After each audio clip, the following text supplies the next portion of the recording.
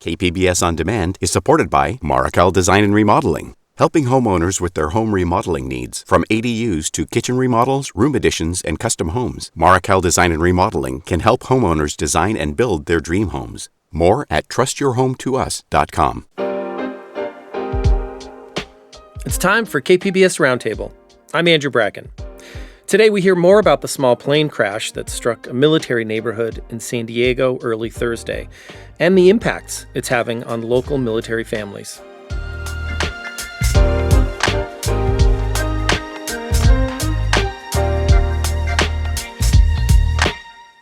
How the local military community is responding to the crash and its aftermath. I heard stories over at the school just near us about military families helping military families out of their home, jumping out of windows, avoiding fire. Then later, a conversation with a longtime travel writer about Baja's winemaking capital, as well as her own journey to re-examine her relationship to tourism. Plus, an investigation from KPBS looking into high earners with the city of San Diego. That's all ahead on KPBS Roundtable. Before we get started on the show today, I just wanted to give our listeners a quick Roundtable update.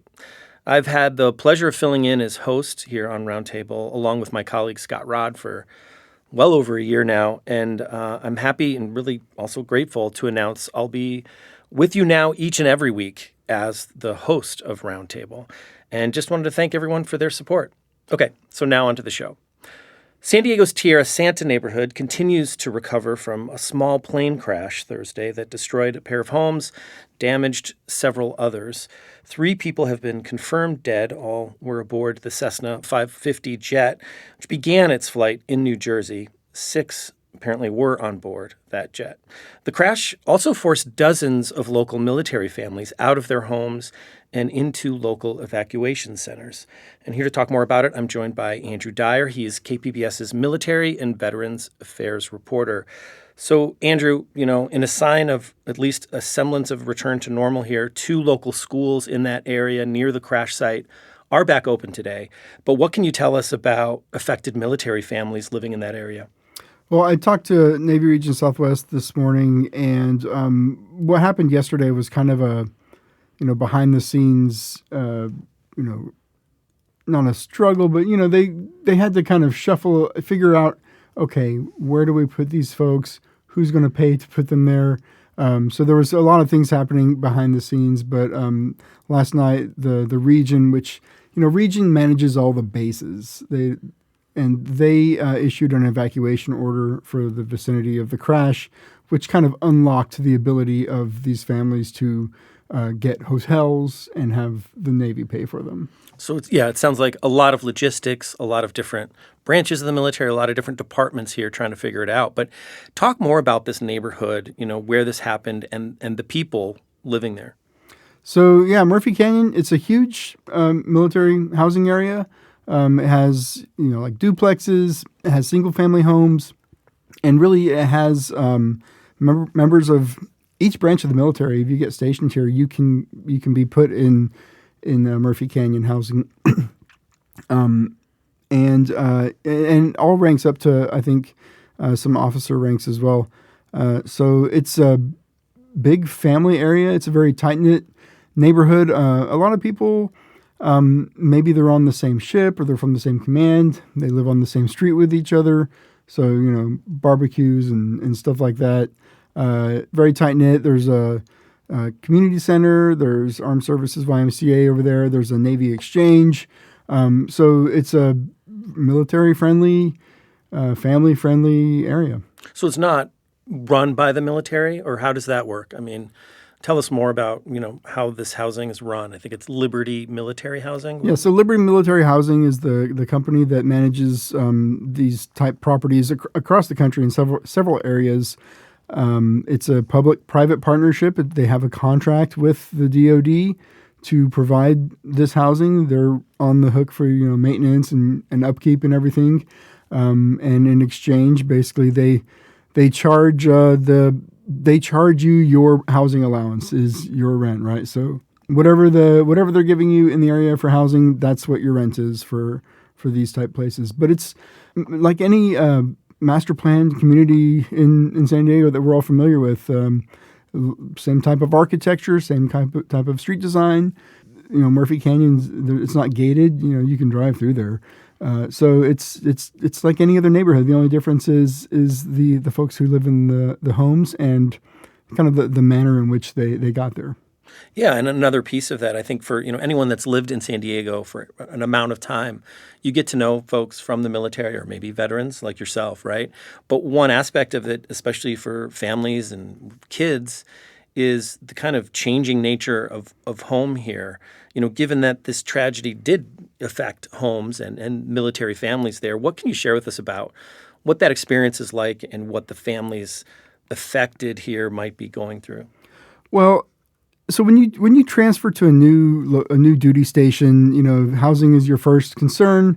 San Diego is very expensive. So, when I was in, I never wanted to live in base housing. I always wanted to rent my own place out in town, and which works for a lot of people. But if you have 2 kids, 3 kids, that becomes pretty expensive around here. So base housing has a real appeal for people with family who want a bigger space. So yeah, this is the type of area where there are a lot of families. You're not going to be a single service member living in base housing in Murphy Canyon. They're not going to give you a whole house to live in if you're single. Yeah. So it's family housing. Andrew Dyers, KPBS's Military and Veterans Affairs reporter. Andrew, thanks a lot. Thank you.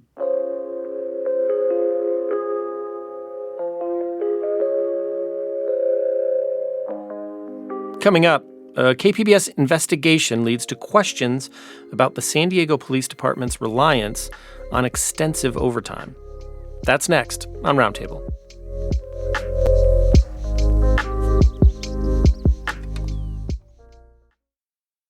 KPBS On Demand is supported by Markel Design and Remodeling, helping homeowners with their home remodeling needs. From ADUs to kitchen remodels, room additions, and custom homes, Markel Design and Remodeling can help homeowners design and build their dream homes. More at trustyourhometous.com.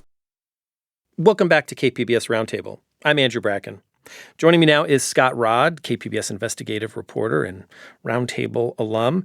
Some of your latest reporting, you've done a lot of reporting this week, but you looked into the top earners from the city of San Diego. And, what you found may surprise some. I think, some people might just expect executives, a mayor at the top of the list, a police chief, but that was not exactly what you found, was it? No, that was the case some years ago. If you go back like over a decade ago, the top earners were essentially the people you'd expect, the city attorney, the chief operating officer, when there was one. There no longer is a chief operating officer, but that was a top earner, the fire chief. That started to change in recent years, where at first firefighters were making increasing amounts of overtime. They started sort of taking some of these top spots for highest salaries. But then it became police officers. Police officers started leapfrogging them. And in the last few years, officers who are working tremendous amounts of overtime are the highest paid city employees. And to give you an idea of how much they're making, some officers are making over $400,000. Some are more than doubling what they made in base salary in overtime. And in order to do that, these officers have to work just tremendous amounts of overtime. And so we dove into, what does this mean? What does this mean for the department? What does this mean for the fiscal side of things for the city? What does this mean for public safety?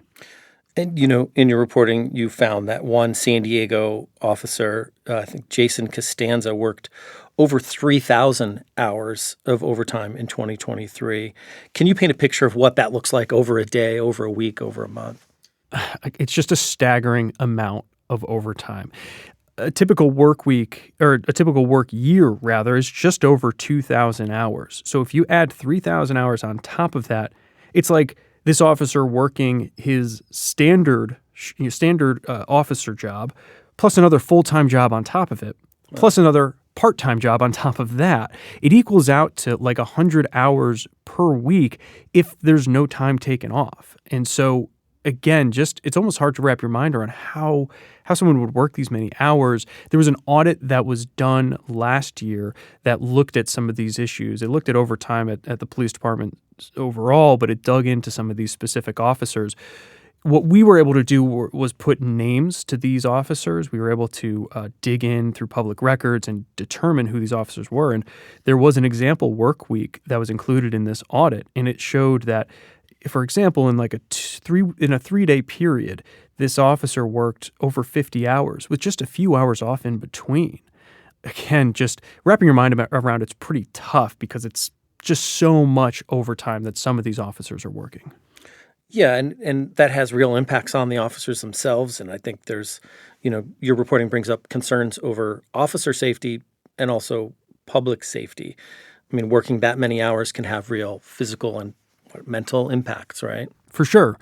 We first jumped into the story looking at the fiscal side of things because the amount of money that these officers are making is pretty shocking. Like, just to see that they're so high up on the list and way ahead of other top officials in the city. But then my editor and I were talking and saying, well, okay, there is the fiscal side, but we need to also look at what does this mean for how these officers interact with members of the public? What does this mean for their own well-being?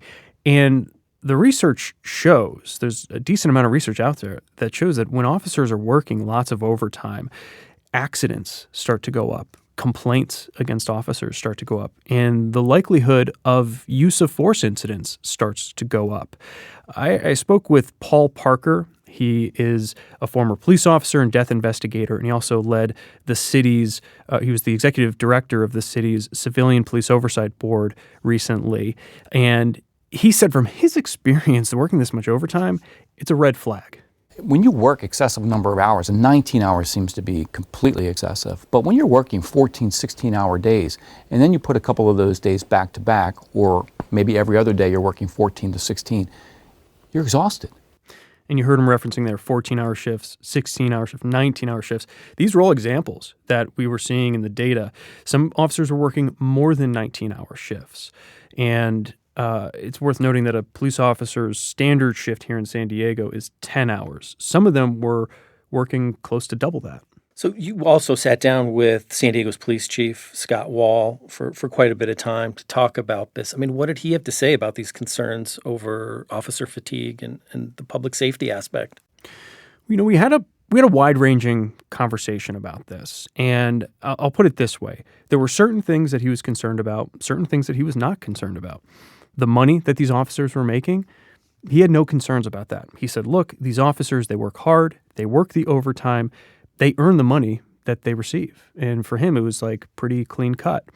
Now, when it comes to concerns about officer safety, officer well-being, and then also public safety, right, interactions with the public, he was resistant to this idea that officers who work a lot of overtime could face more complaints or the risk of accidents goes up. His argument was, well, it's just not that simple. There are so many factors in life that can contribute to somebody that is overstressed, overburdened, or just mentally or physically or emotionally exhausted. Just to come in and say, well, it's because they've worked too much overtime, it's very difficult to say that that's the case for everybody. It's really on an individual basis. He told me that he believes officers have a good sense of when they're going to be burned out and trusts that those officers can step back if needed. He also says he believes that supervisors, he trusts the supervisors that are in place to identify if any of their officers are working too much, maybe approaching burnout. And beyond that, he says he thinks that the sort of wellness offerings, the psychological services that are offered by the department are sufficient to address any of these concerns. And he said, look, we're not seeing any correlation with increased complaints with officers that are working a lot of overtime. But he did say that he believes that there should be some limitations to overtime. Did he give more indication of what that might look like? Yeah, he said, well, he's open to capping shift lengths at 16 hours. Also, he supports the idea of requiring 8 hours off in between shifts. Right now, that's encouraged, but it's not required. Right now, there's no limit to the length of a shift in the San Diego Police Department. He also said he would be supportive of mandating 1 day off a week, but he did emphasize that he can't just wave a magic wand and make that happen. He has to go through what's called a meet and confer process. That's with the police officers union, and essentially has to get buy-in from the union to these proposed limitations. You mentioned the city budget earlier. We've kind of covered this on this show quite a bit. Last year, it was around $260 million. That number's gone up to over $300 million, the budget deficit the city's facing. I mean, how does that city budget picture fit into all this? And what did the chief have to say about that? The budget deficit is a huge concern, for sure. It is for every single department. Gloria's administration, Mayor Todd Gloria's administration, is looking for cuts wherever they can. The city council is also, looking around to see, okay, well, what can we trim realistically? And there are going to be some really difficult cuts that have to be made. When it comes to police overtime, this year, the department expects that they're going to go roughly $10 million over their original overtime budget. That would bring overtime spending to about $56 million. Now, it's worth noting that in just about every year of the last decade, they've spent more than anticipated on overtime. And the police chief says, look, we're going to try to rein this in. We're going to try to find some efficiencies to reduce overtime. And they're going to try to trim that back by about $11 million, almost $12 million compared to what they ultimately spend this year.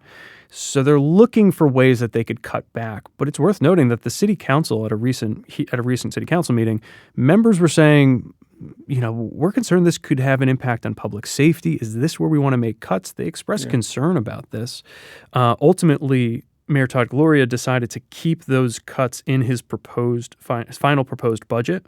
We'll see if those make it, but there has been some criticism of this idea of trimming back overtime, even though the spending on it is significant.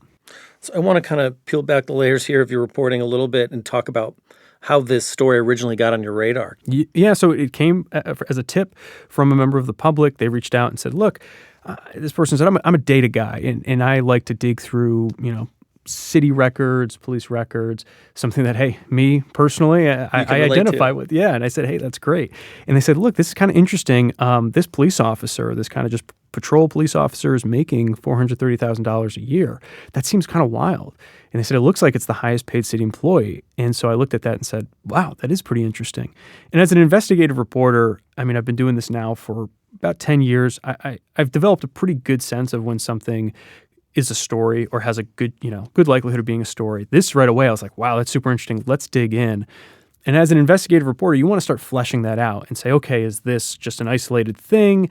Do the numbers all line up? Is there a pattern here? And so there's a lot of important context leading up to this story. Now, there's been a lot of reporting about the San Diego Police Department having a lot of vacancies. They've been having difficulty in recent years holding on to officers, recruiting new officers, hiring. And so the shifts that need to be filled through overtime has gone up and up and up. The dependence on those on those overtime hours to fill holes. Yeah. Yeah, and that's what Chief Wall really emphasized was like he actually described overtime as their lifeblood. He said, look, we really depend on this. We have so many vacancies that just to kind of meet our basic obligations, we need to make sure that we have this overtime and we need to utilize that to backfill these shifts. So from there, gathering kind of that historical context leading up to this, we also wanted to look at, well, going back some years, how long has this been happening? And that's when we found that it's really kind of a recent phenomena that officers were making just this much in overtime. We're talking, again, hundreds of thousands of dollars. And the other interesting thing that we found was it's the same set of officers, the same maybe 5 to 10 officers that you see at the top of the list, in the last 4 or 5 years who are making all of this overtime and who have now become the highest paid city employees. And then, of course, beyond the financial considerations, as I mentioned before, my editor and I early on said, okay, the money side of this is definitely very interesting. It's a tremendous amount of money. But when you're looking at how does this impact public safety, we need to dig into that. And that's when we open the whole conversation about, well, when officers are working this much, when they're fatigued, does that have an impact on their policing, on their interactions with the public? And again, as I mentioned before, research shows that, yeah, there is a correlation there. A lot more to follow. We appreciate you sharing more about your reporting here. Scott Rodd is an investigative reporter here at KPBS, and let's do it again soon. Scott, thanks for being here. It's an honor to be on this side of the table, Andrew, and I wish you all the luck hosting the show, and I'm really excited to see what you do with it. Thanks, Scott. I really appreciate it.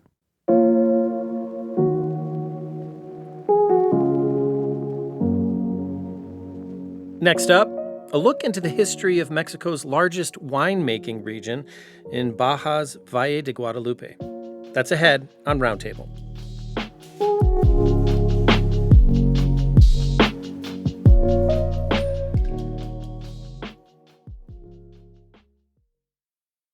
KPBS On Demand is supported by Markel Design and Remodeling, helping homeowners with their home remodeling needs. From ADUs to kitchen remodels, room additions, and custom homes, Markel Design and Remodeling can help homeowners design and build their dream homes. More at trustyourhometous.com. Welcome back to KPBS Roundtable. I'm Andrew Bracken. Not far from San Diego lies Baja's Valle de Guadalupe. It's Mexico's largest winemaking region by far, and it sits beyond Tijuana, before the coastal town of Ensenada, and its unique geography and climate has led it to become quite the winemaking hub. It's fairly accessible to visitors from both sides of the border. But how the region evolved to become the center of Mexico's winemaking world, it's the focus of a recent story by my next guest, Michelle Bigley. She's a longtime travel writer and freelance journalist here in San Diego. Hey, Michelle. Hey, how's it going? Great to have you here. So, Michelle, your latest story for San Diego Magazine looked into the history of the valley, and it starts with this sentence: a band of Russian exiles walks into the Mexican desert. So you hooked me right out of the gate with that. But, take the story from there. Tell us more about it. So these Russian exiles were not wanting to go to war, and they found a place that they could grow food. And for, a lot of pilgrims, I guess, they would, it's all about how you eat and how you sustain your family. And so they started planting, and they were able to plant grapes. And that sort of spiraled into other people seeing that you could plant grapes. And at that point, the Spanish had a law. I don't know if it was officially a law, based on what, their monarchy had, but there was a ruling that you couldn't grow wine for pleasure. You could only grow it for the, the church. And so any wine or sherry or, variety of alcohol that was grown all kind of had to go into for the different missionaries and the Catholic Church, et cetera, et cetera. And slowly people started realizing, maybe on the DL a little bit, that they could grow wine and drink it for themselves. But mostly the wine was thinking about mass production for, not for the art or craft of wine. It was more sort of for the utility of wine, right? It would be a part of ceremonies and things like that. And then the people call him sort of, I don't want to call him the grandfather because that infers that he's ancient, but he basically was the person who sort of created the region to become a wine region. And his name is Hugo da Costa, and he sort of looked around and said, we could make something more out of this, and we could create a vibrant wine region. And he started planting vineyards. And the notable thing about Valle de Guadalupe that I think a lot of people don't realize is that it's not actually one valley. It's a series of 7 different valley regions, and Valle de Guadalupe is the most popular one because that's where the hotels are. But a lot of the wine grapes are actually grown outside of the valley, and so people started to notice, in one place that grapes would go really well, this kind of grape, and then people started to land there, and they started growing grapes in other regions around there, and it became this giant wine growing region. Wow. So it started with these, Russians avoiding war, as you said, and that was early 20th century, right? Yeah, that was around the 1900s. And so when did the wineries start to take hold? What did it look like when they first arrived, and how long did it take? Well, I think it took a long time because they were ultimately there was this whole a general came in who used to be a revolutionary, and he saw that wine could be grown, and he decided he wanted to start the winery that then became Santo Tomas, which is one of the most famous venerable wineries in the region and vineyards. And that was the one that ultimately Hugo da Costa came in and took over. So that was all happening sort of middle of the century time, and slowly kind of, I would say, late 1900s was when people started realizing that they could grow wine. But then it was more that boxed wine kind of feel. It wasn't it wasn't artsy or crafty or taking advantage of the specific terroir that was there. Like it was just more like an industrial sort of approach. Like, exactly, let's make it. exactly. Okay. I mean, can you talk more about how grape farming works and what makes this region? You kind of made, you made the point. It's not even just one valley we're talking about. But can you talk more about, what conditions are needed and why is that such a unique spot for wine? So the climate makes it really unique, right? So it's like cool nights consistently because it has the ocean breeze, which is a unique element as well. Like we can't forget the ocean, the saltiness of that spray. And then we also have the fact that the actual Valle de Guadalupe used to be underwater. So the groundwater, like the soil has a lot of saline in it just naturally that's in that particular valley. Not all the regions, but that one. And then the hot days, like consistently, they don't, it's not like Napa where you could get a frost or you could get, a freak snow, or even in parts of France or maybe not so much Italy, but where you could get extreme weather. Like the extreme weather you get in Valle de Guadalupe is heat, right? Like lots of heat, and then the possibility of fire, which is, more recent of issues, right? And then obviously drought. Right. So the consistency of the climate actually makes it ideal for growing both food and grapes, right? And then what's curious or what's interesting about the actual grapes that are grown in Valle de Guadalupe is they have a saltiness to them. And so a lot of crafty or, artisans of making wine use that to their benefit to add this like distinct flavor. That's not the whole region. That's just specifically in the valley. So what a lot of the winemakers do is they source grapes from all the different winemaking regions, right? The different 7 valleys or different parts of the valleys, right? The higher up, or if you're on the valley floor, it creates different conditions for the grapes, and different kinds of grapes thrive in those different conditions. So what types of wines is the valley kind of best known for? Here's the crazy part about Valle wines is that it is the only winemaking region that doesn't adhere to strict rules. So anything goes. Like where you think about in, Napa or France or Italy or all the like huge winemaking regions around the world, there are these strict laws that govern what grape can be grown where, how it can be grown, what you have to do.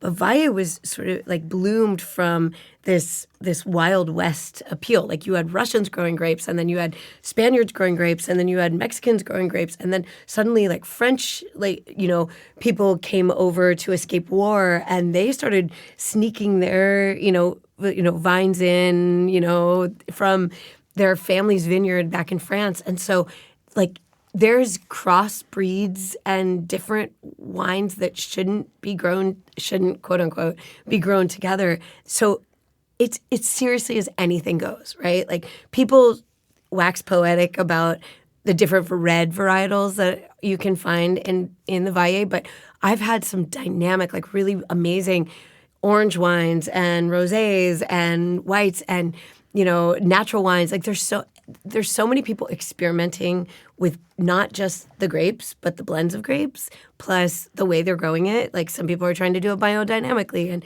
some people are doing it with like limited water, and some people are doing it with lots of water, and, where the water comes from and the specific parts of the water, all of it like makes it so there's no one characteristic. There's no type. It's that anything is possible. And with that, you get this dynamic creativity that you can't find in any other wine growing region.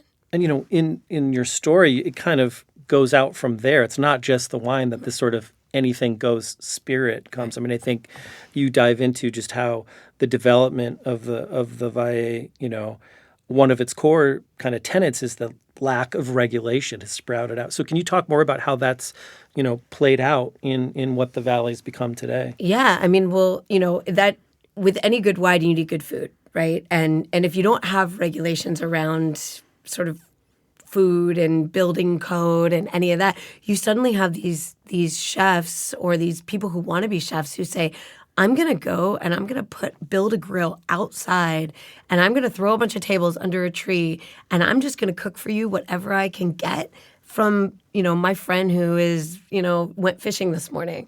And so suddenly you have like this, again, this sort of like innovative, creative possibilities, just like anything can happen, right? Yeah. And so suddenly you have a place like Malva, or, if you've ever been to Fauna, like where you're sitting inside and outside and the roof is made of salvaged materials, or if there even is a roof, right? And the way that the outside elements come into the inside, and the tables are all funky and weird, and you never know what you're going to get because everything comes from what's of the moment. Like there's not giant grocery stores that are right up the street. So much of what you eat when you're in the valley is grown right there. Well, you mentioned Malva. I think that's Roberto Alcacer's, place down in Ensenada. But I mean, doesn't he grow it right there? Because we talked to him on Midday Edition earlier this year, and he talked about how important it was to grow the stuff right there, and then you kind of just bring it to the table. Exactly, and almost every restaurant I've ever been to, every place you stay has that ethos, right? Like there's an understanding that when you're kind of out in the middle of nowhere, I don't know, for some of you who've never been out there, for people who've never gone, it's kind of a trek to get there. It's really close. It takes about an hour and a half from the border, right, to get there. But you're either going on this one, very skinny mountain road curving through, or you're cutting down through Ensenada. And then when you get to the valley, the majority of the roads that are getting you to your restaurants, your hotels, your wineries are still unpaved, right? So, if you go down there during rainy season, And sometimes the roads are closed, yeah. Or they're washed out. Yeah. I was down once with someone and they got, their car got stuck because they went off the wrong way. So that you have to be self-sustaining, right? And that creates it's almost like that idea of to evolve, you go back to the past, right? That creates that concept of how to create a real experience of being in a place is that you have to eat what grows right there, because you don't have the luxury of easily running out to the store to pick any of your produce up, or your, whatever you're serving your guests, right? So I mean, that kind of, another byproduct of this, not having a lot of rules and regulations, it's also just dealing with the potential of growth, right? I mean, tourism plays an important role for the valley, right? But I mean, how are they dealing with those challenges? And I mean, I think of San Diego has its own challenges with growth and how much to cater to tourism. Tijuana has had immense growth over the last several decades, right? And there are challenges there. So, yeah, how do you see that play out in the valley? So they're in this wonderful paradox, or this catch-22 that they're struggling with right now, right? So the reason that the valley is so dynamic is because people came and said, I can make this amazing wine or without regulations, or I can build this beautiful, dynamic, incredible restaurant and serve the kind of food that I've always wanted to serve in this back road, whatever, attached to this beautiful winery, and serve it paired with all these dynamic wines, right? It's majestic when you're out there. There's nothing like it, right? But you're also coming up against the fact that to have a wine country, you need places to grow wine. And without there being regulations, a lot of the places that have been sort of always considered agricultural land are now getting sold to the highest bidder. And often those highest bidders don't have the good intention of stewarding the land, right, in their hearts and minds. They're out for the dollar, right? So the community there, well, they want innovators and they want people who are thinking about, how do we keep allowing this place to be dynamic and changing, and to be what it is. It continues changing, but how do we do that in a way that without regulations, we can regulate how that's done, right? So if a place is catering to tourists expect or want a certain level of, maybe tourists want paved roads, or maybe tourists want, a bougie hotel that, now are getting built, these very luxurious hotels where we come from a place where we expect water to come out of the tap and to be able to take long showers, and we want a pool, and we want, bathtubs that fill up, where, water is a limited resource in the valley, and food is a limited resource. And the more it grows, the smaller the spaces to grow that food, the smaller the spaces to grow that wine. That's all the things that's bringing people to that place, right? So so it's this constant dance, right? We want tourists to be able to experience it. It's this wonderful, beautiful, magical place, but we don't want tourism to dilute the experience or sully the experience. We don't want to love a place to death so that it stops being why we went, right? Which is what we see around the world all the time. Yeah. And I want to talk more about that and kind of your journey as a travel writer. But you mentioned water there. Can you talk more about, the challenges there? Because I think, earlier you mentioned the groundwater and its relation to the ocean, but there are real challenges. And I imagine wine needs a good deal of water to make. Lot. Yeah, wine needs a lot of water to grow. And so does produce, right? So do humans. If we just equalize that whole thing, right? So Valle de Guadalupe, the one valley, right? It has one aquifer for the whole valley. That's not the other regions, right? The other regions have different water sources or whatever, but that one aquifer. And that is based on rain, right? So if there's rain, the groundwater is high. If there's no rain or we're in a drought season, the groundwater gets lower. And the lower it gets, the saltier that groundwater gets, right? Because of the soil and because that valley used to be underwater and the chemistry of, how that all works, right? So there are some wineries like Mugorbadan, who's one of the oldest wineries in the valley, and they have this huge property that stretches back up into the mountains, and there's a water source that comes down off of the mountains, right? But the majority of the vineyards that are on the valley floor and the majority of the people that live on the valley floor and the restaurants that are on the valley floor, they have wells that they dig. And each year, people are having to dig their wells deeper to get at more water, right? And there's one water source, right? One water source. So Ensenada does have a desalinization plant. It's tiny, but they do have one, and Tijuana is looking to build one. But there's a gazillion dollar, I don't know how many zeros there is of this project, to try to build a aqueduct that goes from Tijuana to Ensenada, because now that the valley is notable, now that there's 3 Michelin-starred restaurants and people are traveling from all over the world to come to Valle de Guadalupe, the region, right? The government is taking note and saying, okay, we want to support this region. We need to make sure they get water, right? So that's a perk to this visibility or this, whatever, but that's going to take a long time, right? And Tijuana, that region's water, this is a whole other political conversation, but that they have an agreement with the U.S. to get the Colorado. Major challenges with the South Bay sewage, exactly. Right? And then the Colorado River is supposed to source. They buy some of it, but less and less is going there. So that region is having to reroute their rule system. They have to reorganize everything they're trying to accomplish to make sure there's enough water to keep this desert region sustainable as our climate changes, as rain becomes less or more volatile or whatever. I want to turn more to you. You kind of referenced this earlier in this discussion around the struggles of growth for the region. We talked earlier and you kind of referred to yourself as a recovering travel writer. Can you talk more about, why recovering? Because I think that's, as anyone that's interested in travel, a travel writer seems kind of like a dream job scenario. Talk about your experience over the years and how you changed your relationship to it. Right. So I got my first gig. It was my dream job, total dream job. People were going to pay me money to fly somewhere and write about it and, have this dreamy life where I would go experience the world on someone else's dime, right? And then I get to write about it. Couldn't be better, right? And living the dream, yeah. I was living the dream. And then I got to take my kids. I got to, all of it, right? And then my main beat was in Hawaii. It was in Northern California, mostly in Hawaii. And I started to notice that I being a writer and telling you where to go in Hawaii, in a place that's fragile, in a place that's beloved by the millions, that, we don't always understand the impact of our footprint. And my first book that I wrote about Hawaii, it was a travel guide. And, I started talking to somebody who I went to grad school with.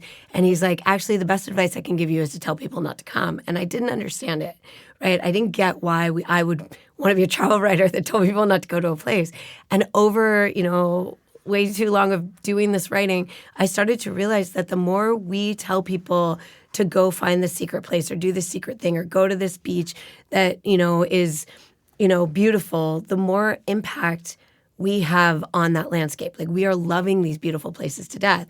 You see this in the Great Barrier Reef where, the reefs are bleached. And that's not simply just because of, a lot of humans going to it. It's also because of our sunscreen, and it's because of acidification, and it's because of a gazillion reasons, right? But the more I was out there in the world and the more I saw that tangible impact of, our tourism on other places, I started to realize that I couldn't be complicit in that anymore. I couldn't allow myself to play that game or, just tell you, basically just write travel porn was what I felt like I was doing. I was just writing these beautiful stories about romanticizing a place and telling you all this beautiful stuff, but failing to give you the truth or the depth about what what your flight does, and then what your impact does, or how your hotel is adding to erosion, or how, et cetera. So I started researching different ways to write about the world and write about the places I love. And I stumbled upon a different type of journalism, which is called solutions journalism, which is really you look at what places are doing, well to kind of like highlight problems. And through that, I stumbled upon this new way of travel that's called regenerative tourism. And I started really like rethinking how I travel and how I write about travel, to kind of share with people sort of like what regenerative tourism is and how you might be able to make a trip that does more good than harm. I'd love to know more about what regenerative travel is. I think I've heard of sustainable travel, for example, but yeah, tell us more. So sustainable travel is like that same thing as when you were in kindergarten and your teacher was like, leave the place as it was when you arrived. Like, just clean up your mess, right? Which, so, we all know that from hiking, right? We hike in, we pack all our stuff out. We go to the picnic. We don't do what my parents did, which is like, just leave your trash on the, whatever. Right. We're not doing that old world style. Like, we clean up after ourselves. We know how to do that.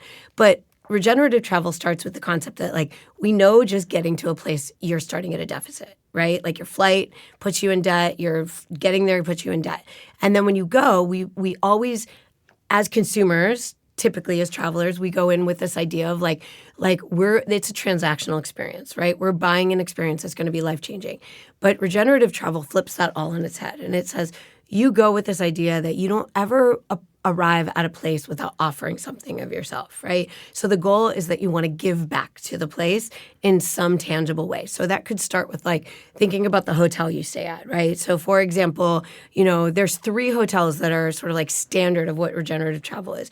One is Playa Viva in Mexico on the Mexican coast. One is Rancho Santana on Nicaragua coast. Another is Corcovado Wilderness Lodge in Costa Rica's Oso Peninsula.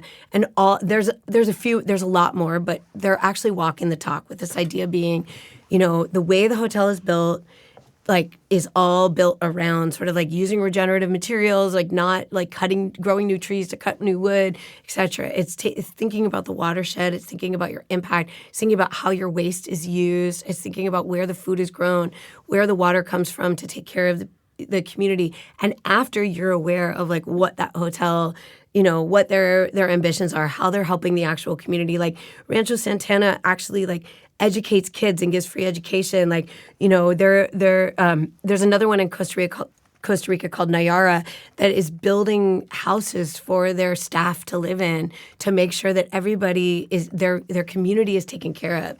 And then at that point, then you're lifting up the community and you're offering the local people decision making, right? So for example, Playa Viva, like they started a co-op bank that is run by their staff at Playa Viva, and that co-op bank gives microloans to community members to grow cacao or,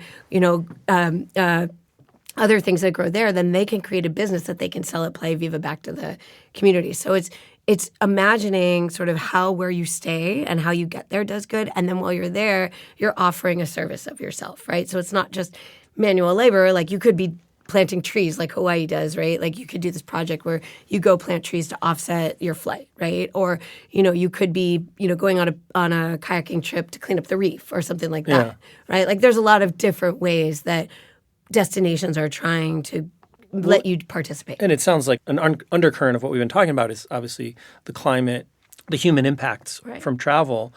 But you're also kind of pointing to the communities. I mean, the microloans and the economies and the experiences of the people living in these communities that we visit, we might fly in and out of. So I guess, taking that regenerative travel lens back to, our conversation on the Valle de Guadalupe, I mean, what would that look like? Can you walk us through that? I mean, we're lucky here in San Diego, right? Like we're close enough that like our deficit to get there is very limited, right? Like so it's driving rather than flying? We drive there rather than flying. I don't know anybody that's flown there, but I'm sure there's someone, right? So we drive there. We arrive. We think about how we can be, choose a hotel that is locally owned and operated, that puts local people in leadership positions, that, if they're using the well, they're working with their wastewater, they're growing their own food. An example would be La Valle de Guadalupe, or Encuentro Guadalupe sourced all its materials from salvaged materials that were thrown away in Tijuana. Or, there's a new place that's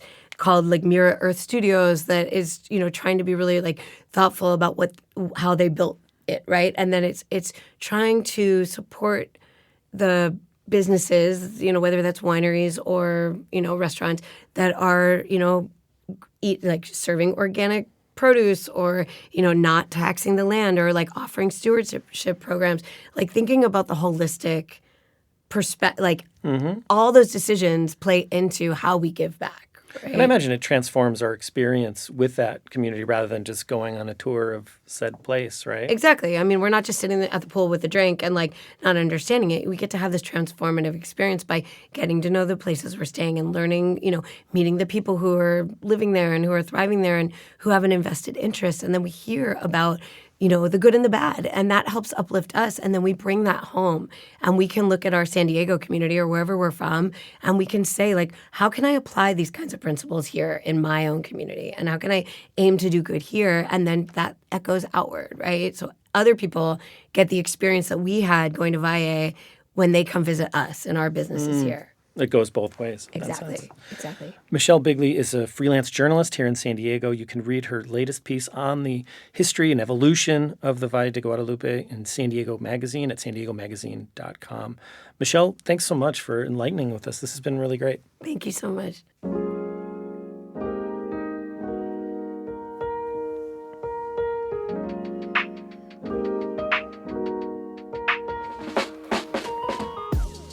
That'll do it for our show this week. Thanks so much for listening. As always, you can listen to KPBS Roundtable anytime as a podcast. The program airs on KPBS FM at noon Fridays and again Sundays at 6 a.m. If you have any thoughts on today's show or ideas for a future one, you can always email us at roundtable@kpbs.org or leave us a message at 619-452-0228. Roundtable's technical producer this week was Brandon Trufa. The show was produced by Ashley Rush. Brooke Ruth is Roundtable's senior producer. And I'm your host, Andrew Bracken. I'll see you again next week. Thanks for listening. Have a great weekend. KPBS On Demand is supported by Marracal Design and Remodeling, helping homeowners with their home remodeling needs. From ADUs to kitchen remodels, room additions, and custom homes, Marracal Design and Remodeling can help homeowners design and build their dream homes. More at trustyourhometous.com.